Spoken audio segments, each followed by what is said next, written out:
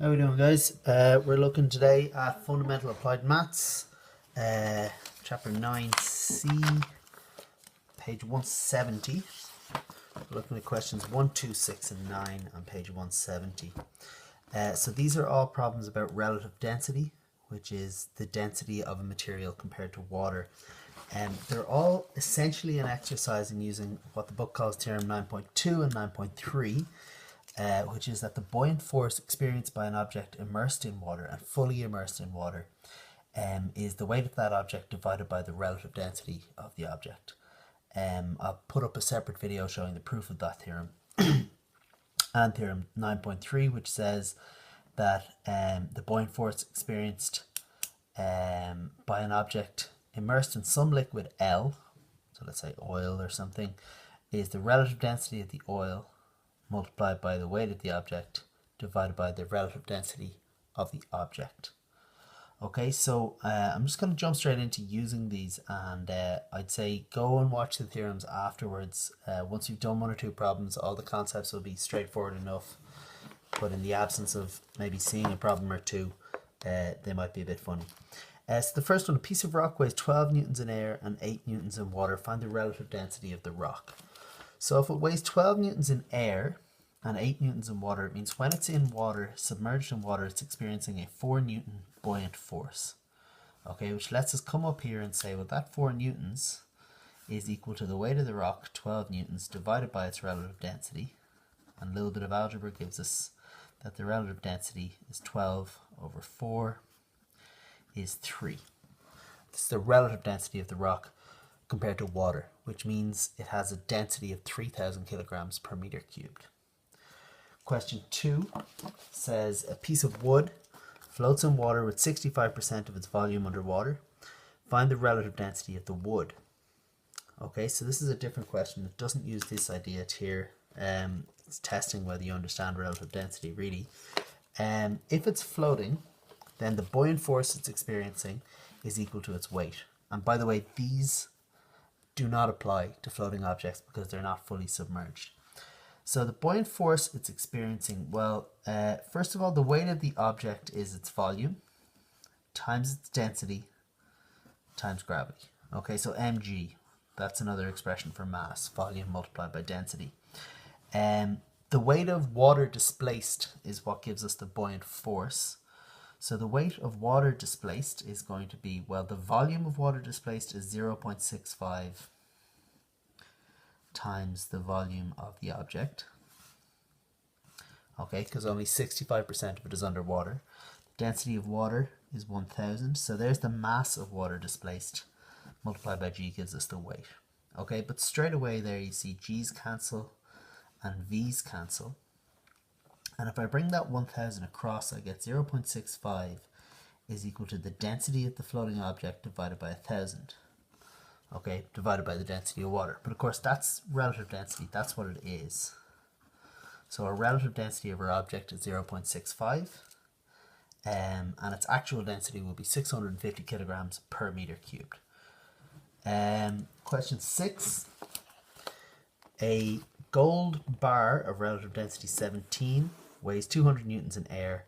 Find its weight in mercury, which has a relative density of 13.6. Okay, so if we put this gold bar into mercury, how much will it weigh? So just to be clear what we're doing here, if you have some liquid here, okay, let's say it's mercury in this case. Okay, we put the gold bar in, and it goes from having a weight of 200 newtons in air to having some lesser weight, which we're going to find out here. Let's suppose it's 100 newtons. Okay, well, if there's 100 newtons kind of lost, as it were, if this was on a weighing scales, if you started off with 500 newtons of mercury, when you put your gold bar in, let's suppose it's suspended from a string. Okay, the string originally was feeling 200 newtons of tension, now it's feeling our 100 newtons of tension. The missing 100 newtons would show up on your weighing scales down here. So let's suppose you had 500 newtons of mercury. Your weighing scales will now say it's 600 newtons. So it's not like any weight disappears. But to do this problem anyway, we're going to use this formula here. we're going to say that the buoyant force experienced by the gold bar in mercury is 13.6, the relative density of mercury, times the weight of the gold bar divided by 17. Okay, a little bit of calculator work on that. Give us 13.6 times 200 divided by 17 gives us 160 newtons.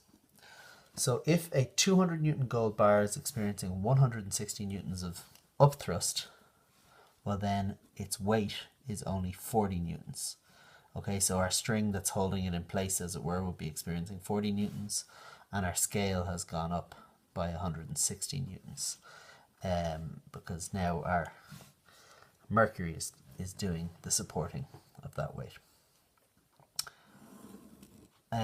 Question 9. I wonder will I get it in here. A solid sphere has a radius of 0.3. It is made of stone of relative density 2.5. Find in terms of pi and g, and I know from just doing this quickly beforehand, the answers at the back did not include the pi's, so they're slightly wrong. Find in terms of pi and g its volume, its weight, and its apparent weight in water. Okay, so the volume of a sphere of radius 0.3 is going to be 4/3 pi r cubed. Okay, and that's going to work out as 0.036 pi.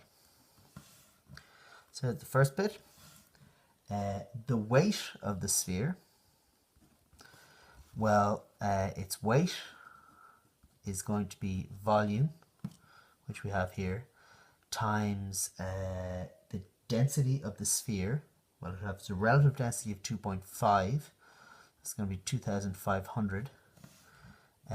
We'll give its mass, volume times density of the liquid, times g will give the weight. Okay, so that's going to be 0.036 pi times 2,500 times g, and 0.036 times 2,500 gives us 90 pi g. Okay, sorry, I'm going to finish this off up here. Part 3, it says find its apparent weight in water. Okay, so if we submerge this in water, it has a weight of 90 pi g. The buoyant force it's going to experience is 90 pi g divided by its relative density is 2.5, which means it's going to experience a buoyant force of 90 over 2.5 is 36 pi g newtons, which means its apparent weight, I'm going to call it WA for apparent weight, is 90 pi g minus 36 pi g, the buoyant force it's experiencing. It appears to only weigh 54 pi g newtons. Okay, so I would encourage you to go and watch my video on these two theorems, theorem 9.2 and 9.3, and then pick 4 more questions and try them yourself. Okay, see you next time.